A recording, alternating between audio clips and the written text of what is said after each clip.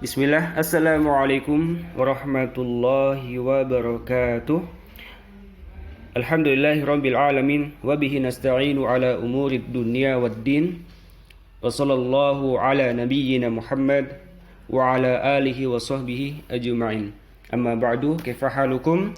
Bagaimana kabarnya adik-adik semuanya yang soleh dan solehah?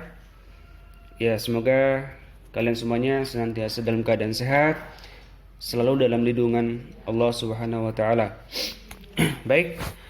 Alhamdulillah, pada kesempatan kali ini berjumpa kembali dengan Ustadz Rizal dan kita akan melanjutkan materi kita, mata pelajaran Pendidikan Agama Islam kelas 6. Ya, materi kita yang lalu adalah hadis Arba'in ke-39.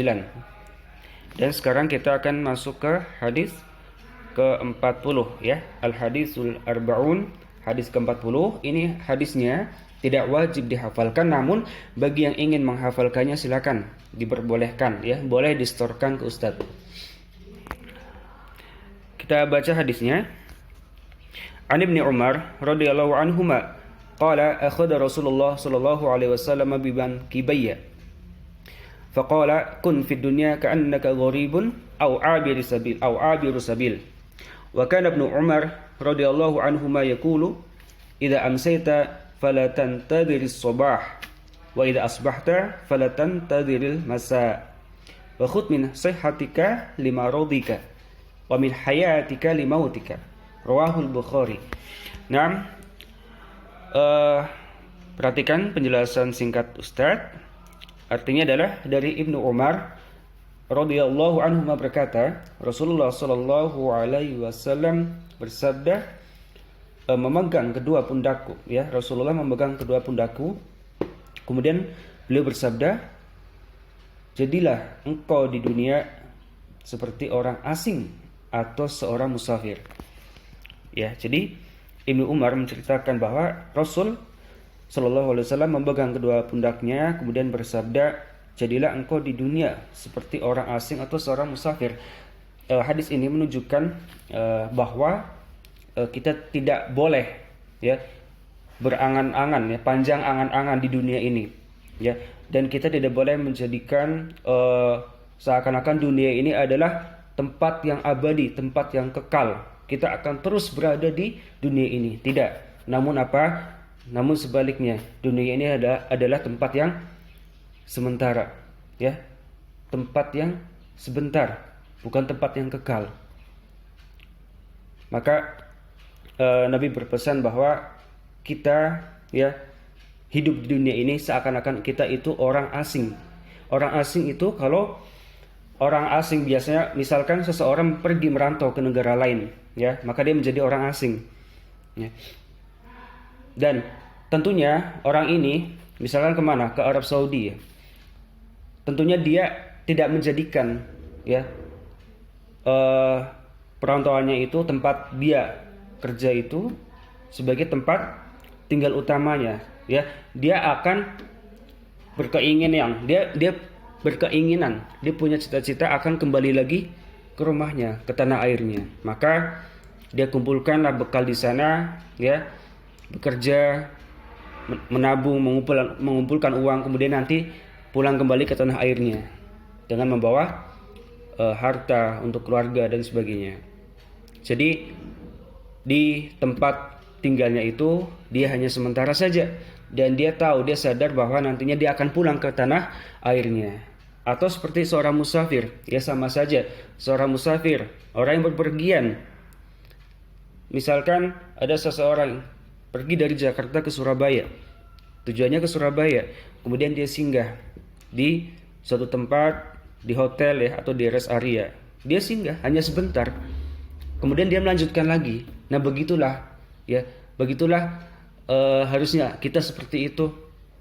Kita di dunia ini hanya singgah sejenak, tidak lama ya, tidak lama. Waktu yang sangat lama itu adalah di akhirat ya. Kekekalan, keabadian itu hanyalah di akhirat, bukan di dunia ini ya. Kita mungkin lihat ya, memang ada orang yang sampai umurnya 100 tahun dan sebagainya, tapi sedikit ya, sedikit. Dan belum tentu semua orang itu umurnya panjang. Bahkan kadang-kadang Ya, ada orang masih muda, masih kecil, sudah meninggal. Ya, jadi sangat sebentar hidup di dunia ini. Seakan-akan kita ya seperti seorang musafir sedang perjalanan jauh, kita singgah sebentar di rest area ya atau di hotel. Kemudian kita siapkan kita beli makanan, kita beli bekal untuk melanjutkan perjalanan ke tempat tujuan, ya. Dan itu, jadi hati kita tidak terikat di tempat singgah itu.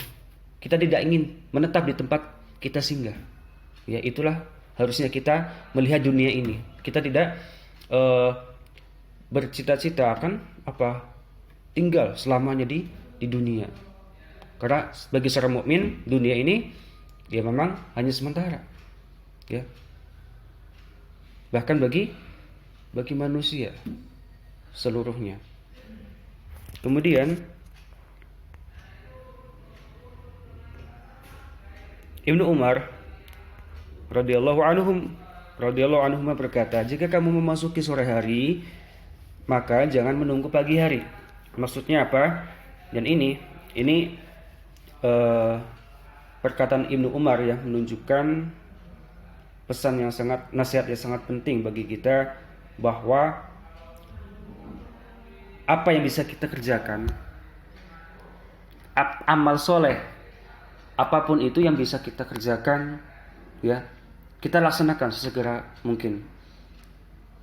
Kita ingin melakukan kebaikan, maka kerjakan, ya sesegera mungkin.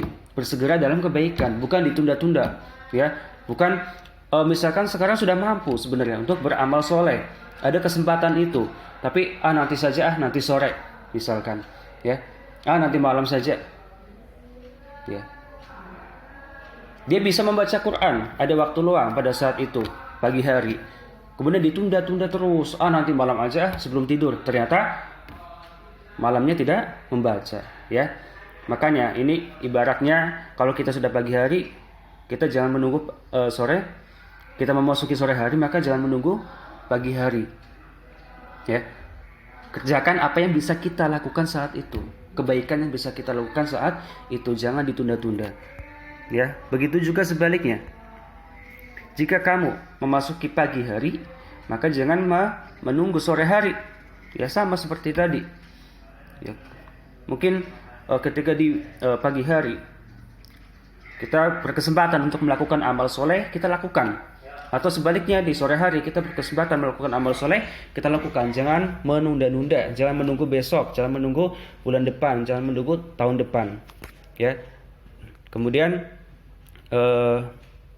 manfaatkanlah waktu sehatmu sebelum sakitmu, dan hidupmu sebelum matimu. Ya, manfaatkanlah keadaan kita ini, ya selagi masih sehat, ya selagi kita masih hidup, manfaatkan untuk apa?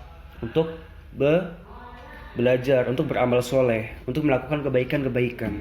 Ya, pergunakanlah waktu kita untuk hal-hal yang bermanfaat, terutama bagi akhirat kita nanti, sebagai bekal kita di akhirat. Ya, jangan waktu kita terbuang sia-sia.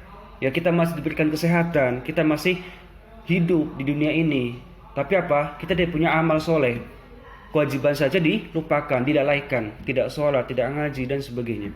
Makanya sebelum datang kesempitan, yaitu waktu sakit, ya atau ajal menjemput kita, maka pergunakanlah, ya manfaatkanlah waktu sehat ini untuk melakukan amal kebaikan. Nanti ketika sudah sakit, bagaimana? Susah, ya. Bukannya tidak bisa, tapi susah. Lebih susah kita melakukan ibadah ketika sedang sakit daripada ketika sedang sehat, ya. Iya enggak? Kalau kondisi sakit tentunya lebih susah untuk beribadah. Kadang-kadang sampai seseorang tidak bisa sholat seperti biasa, ya. Hanya berbaring di tempat tidur, ya tidak bisa belajar, tidak bisa fokus dan sebagainya.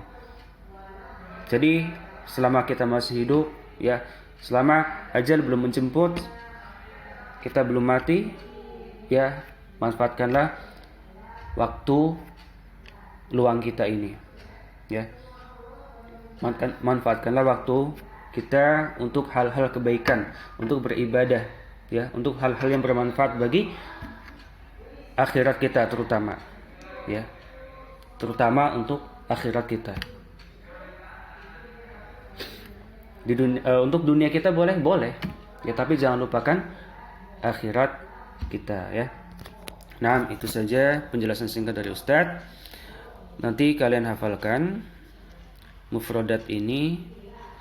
Al-mufradat kun artinya jadilah, gharibun orang asing, abiru sabil musafir, as-sabah pagi hari, al-masa sore hari, sehatuka waktu sehatmu, maroduka sakitmu, hayatuka hidupmu, mautuka kematianmu, mankibaya kedua pundaku. Ini dihafalkan, ya, kemudian distorkan ke Ustadz.